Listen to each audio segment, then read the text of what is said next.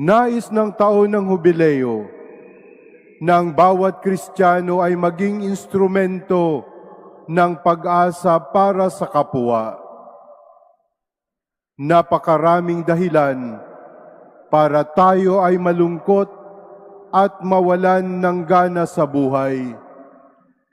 Ngunit napakarami ring dahilan kung bakit hindi tayo dapat sumuko. Kay Jesus ang ating pag-asa.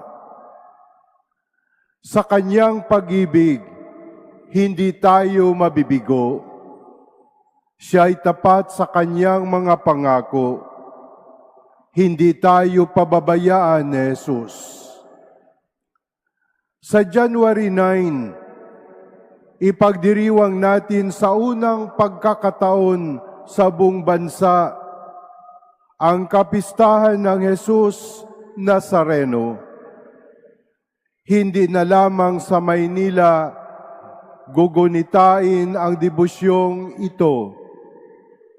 Ang bansang Pilipinas ay sisigaw ng Viva Jesus Nazareno. Patunay ito ng pag-asa ay mananatiling buhay sa ating mga puso at kalooban.